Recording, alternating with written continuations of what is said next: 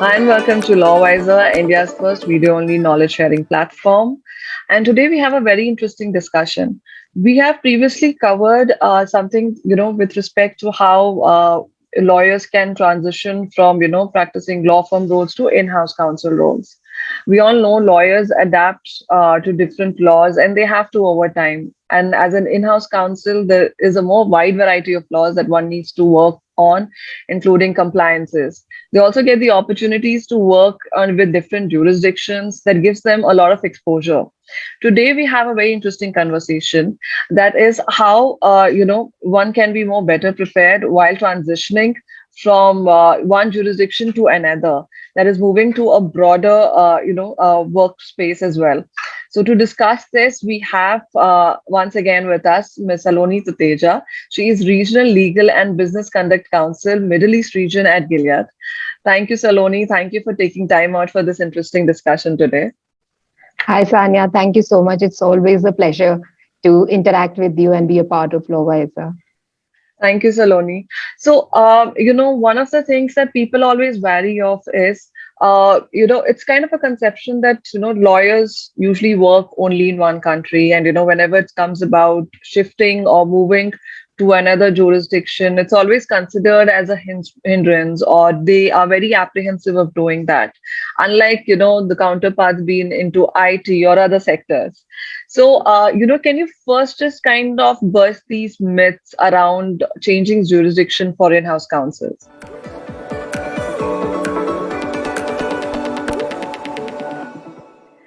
Thanks, Sania. This is a very personal topic for me as well, because I've recently moved from one jurisdiction to the other. As you're aware, I was a part of APAC region, heading South Asia for a for a healthcare company, actually medical devices, and now I'm a part of Middle East region for a pharma company. Now, is the statement that you made correct or wrong, or is it a myth? Yes, it is. I'm a practical example of that, and not me. It's not that I'm the first person. There are many people who've done that, so it is possible. In short, can we only as lawyers, whether it's in-house or can we do it, or is it difficult for us? I wouldn't deny that there are complexities that are specific to a jurisdiction. I wouldn't deny that moving your base is very easy. It is tough, but it is not an impossible task. So yes, we can do it, and a lot of people are doing it, and I encourage other people to do it as well. While you were considering to actually shift to another jurisdiction, going from South Asia to, Middle East, what were the kind of apprehensions that you had, or you felt the kind of myths even you had it before considering that? Or did you do your own kind of, research and understood, how it would be better, or you kind of, like how did you explore it basically? So, Sania, let me take a step back. What happens is in day to day, of course, we are working with a lot of international lawyers, or other way of saying is lawyers from different jurisdictions, whether you're a part of in-house or a part of law firm. So we are doing that already. There is an interaction. So and while interacting, of course, we get a flavor of their jurisdictions as well, the kind of questions they raise to us, the kind of risk analysis they do and put forth as suggestions. So I would say the borders are already erasing or getting diluted by the day. That's one. Second is, I think a lot of people or lawyers are, have done their masters. I'm not saying it's compulsory or it is the requisite if you want to move jurisdictions, but I think that greatly helps, because not only, for example, I'm a part of India. I've done my undergrad from India, and then I did my masters from US. So when I did my masters, of course, I tried to understand how the US system works. Then as a part of my education, I also met a lot of lawyers from different jurisdictions, be it China, Japan, Swiss lawyers, French lawyers. So, we spoke, we discussed, we were a part of team activities. So you get to know how different jurisdictions, work. And also you get to know how lawyers from different jurisdictions think. So you end up, widening your horizon. And this is one of my favorite examples that in India, or maybe if I can put it like, we write in a more elaborate manner, whereas in the US, the way of writing is very direct.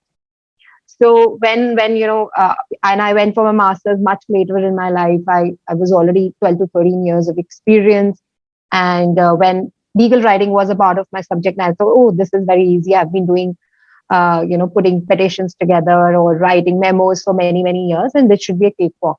And I was absolutely wrong. It was, in fact, one of the toughest subjects because we are accustomed to write in a certain way, and writing in a new way. It's not easy, especially if you work for so many years. So changing your gears was something that I learned, and changing your method of communication per your audience is something that I learned again. So these are tips and tricks that helps you, whether it's through your masters or through interacting. That helped me in my current position. I think the last and definitely not the least is networking. That's extremely important. And a lot of times I hear and I see is people have very crude way or myopic way of networking. And, Sani, I'm sure you have received this quite often, and so have I. Just a random message on LinkedIn saying, oh, I'm looking for an opportunity. And, if you can help, I'm more than ready to help. That's one story. But the fact is, meet people, understand how they work, whether it's within the jurisdiction or outside, different industry or your industry, in-house to, interact with and network with law firm people or vice versa. Because each one has an experience which you don't have. Each one has a very unique experience. And this is exactly what really helped me as well in my current position. So I was working a lot with EMEA lawyers in my erstwhile company. And when I was working for these cross-border transactions, I got to know how they work, how they think, what are their working hours. Then as a part of my regular networking initiatives, I also spoke to a lot of Middle East lawyers, again, from different industries. And when I was trying to understand what are their concerns, like I'll give you an example. Anti-corruption is a concern in each jurisdiction, whether you're in APAC, Middle East, or Latin America. And we spoke, we asked each other, how do you handle this kind of cultural, like a lot of cultural cultures are okay with a certain amount of facilitation money. Then how do you tackle with a situation like that? It's not only about legal, it's also about sometimes about ethics and morality. So when I spoke to them, I learned about their experiences. And when I was, being considered for this position, I learned whatever I learned from my colleagues in Middle East region. I tried to put that together and maybe, have an intelligent conversation with my company. So these are things that help you. And it also helps you to say, or to somewhere narrow down that, is this the jurisdiction I want to work? From outside, every jurisdiction looks very good. And every country looks very, that it can be done or it cannot be done. So somewhere you also try and understand what is the difficulty level, or whether you are equipped to handle a situation in a certain country. So those are some things that actually helped me to transition from APAC to Middle East region. True. True. Very well said, because obviously it can really vary person to person as well. Some people might realize they might not be able to adapt to a particular jurisdiction because of various other reasons, not just Correct. relating to law. So, one of the first things that, Indian lawyers, as we discussed, have apprehensive whether really they can take an opportunity to work in another jurisdiction. So, if you can really just quickly take our audience through, how Indian lawyers can, work towards, taking up such opportunities of working into another jurisdiction, and you can guide.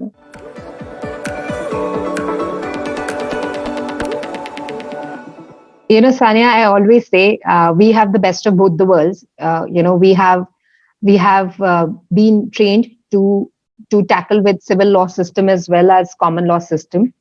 So we have a beautiful hybrid model in India. So I always say that we are very lucky. And this again, I considered, or I could experience my luck when I was again apart doing my masters, and I saw civil lawyers handling, how do they approach, and I was like, it's not very alien to what I do. And when I was talking to common law lawyers, I was like, yeah, it's there is a lot of overlap. So again, shortly speaking, I think we are trained to handle both parts or both sides. As far as what needs to be done is, or rather, I would put it. Of course, there are some peculiarities or certain things that are very unique to a certain jurisdiction, but that is something that we pick up, even we are learning or we are picking up even in our own jurisdiction. Data privacy was how it was 5 years back or 10 years back in India, how it is today, and how it will be another 10 years or 5 years. Of course, law is evolving. So there are things that are peculiar to a certain jurisdiction which you will pick up. But what is important is knowing your basics. That's very important. The basic knowledge of law should be extremely tight, extremely robust. Read as much as you can. Second is that be a thorough professional. 90% of your work is done if you are, if you respect timelines. I know I'm talking about soft skills.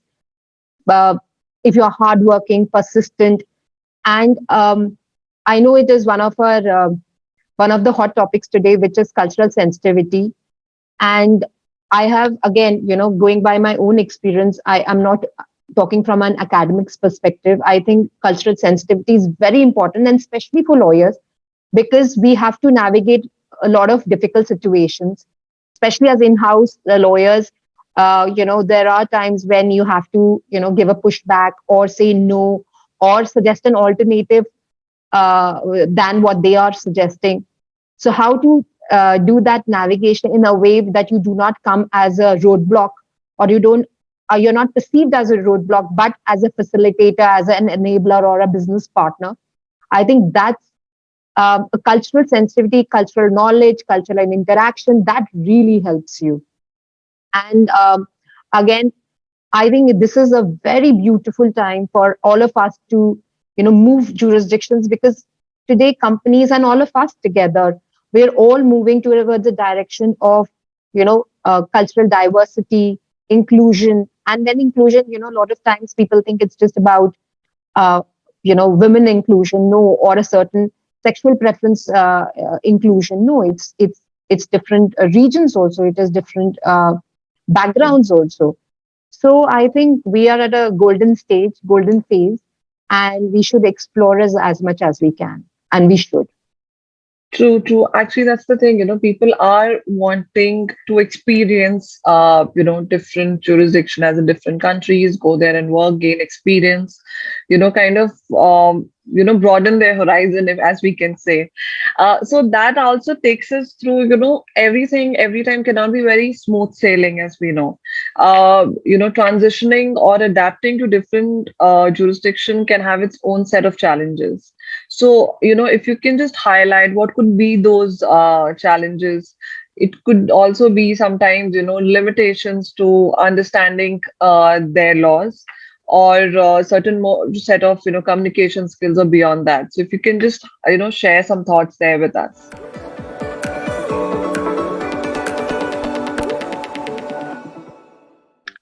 So, Sanya, I think before I jump to maybe the legal part of it, let me say what are the difficulties when you shift jurisdictions is first changing your comfort zone. I think that's the biggest challenge we all face. So be ready for that. Of course, we'll have different. In India, we are accustomed to a certain way of life, but that way of life may or may not get in a different jurisdiction. I'm not talking about Dubai here, but any other place. So I think when you're making a decision to move to another jurisdiction, be very mindful that you have to take a leap of faith when it comes to your life, which is outside work. Um, so you will need a lot of support from your family, from your friend circle, and if you're moving to another country, of course you will be ready to make new friends. I think because we all need to have a more holistic and 360-degree life rather than just about work. So those are other things that are really important. Now, when we enter a work, of course, entering a new workplace is never easy. Even if you stay in a jurisdiction, each company behaves in a different manner. You have to create your own space. And if it is a different jurisdiction, of course, you're not only building yourself as a new member, but also you're trying to build your rapport as a professional, because they don't know, they may not be confident that, oh, perhaps if I can say, an Indian lawyer will be able to handle my concerns. So, that's something, it is a two-way paddling that you need to do. And, but again, I think, Sania, you've already touched that beautifully, it really broaden your horizon. And it is tough, but not impossible. Then, as far as the legal part is concerned, like I said, please read as much as you can. Sometimes you're so focused in about reading what is happening in India and how is Indian law evolving that we miss reading about other jurisdiction. I think the most beautiful answer or beautiful example of this is how heavily we are influenced by GDPR, which is privacy related. We cannot afford to ignore it. Similarly, competition laws, for example, if I can say about US competition law. So, and again, we as country has always been referring to different, uh, jurisprudence anyways. So please read as much. Last but not the least, which is again, stitching back to what I say, please, interact, have healthy relationship with lawyers from your own industry. If you're an in-house counsel, talk to them, because a lot of issues that you will be handling or be facing are something that they would have already been got evolved from them there, or they are currently facing. So maybe two minds are better than one. Talk to them, of course, keeping in mind business proprietary information, confidentiality, of course, needless to say that. So talk to them, interact with them. I think everyone is always ready to give you a helping hand. And be honest. If you don't understand, please, I think people are more than happy to help you. So be honest that even for your own business, tell them that you're not able to understand, or you'll get back to them. I think everyone appreciates and are sensitive to such things. Very well said, Saloni. It's actually kind of true also. One needs to always kind of be updated with laws from, different jurisdictions as well. So that actually now takes us to our final leg of our discussion as well, which also focuses around you in a way that, we would want to understand from you, from your own personal experience. How can one be better prepared for such opportunities? Although you have given a lot of cues throughout this discussion as well, but if you can, kind of just sum it up for our audience here.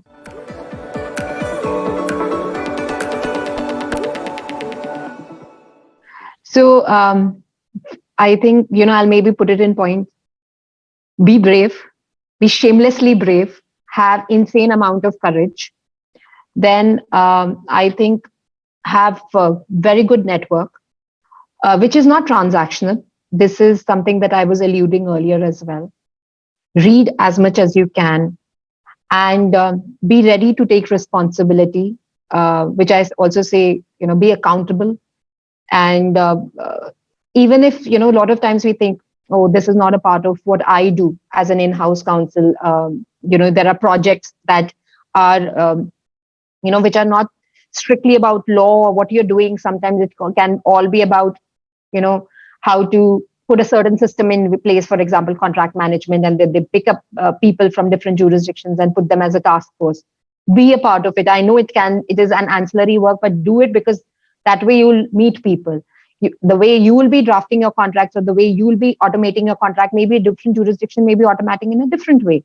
So learn why they're doing it and why you are doing it. I think these things that you pick every day is helpful. There is no straightforward or one day recipe that tomorrow you have an interview and today you'll, maybe pick up 5 laws and you'll answer it. Because today interviews or a company is not only focused about legal acumen, they also want to see your personality and how well equipped you are to handle a certain set of people. Will you be culturally fit? Will you be able to adapt to the country? Because they also don't want that, oh, you are performing very well in the company, but you don't like to stay in a certain country and going back.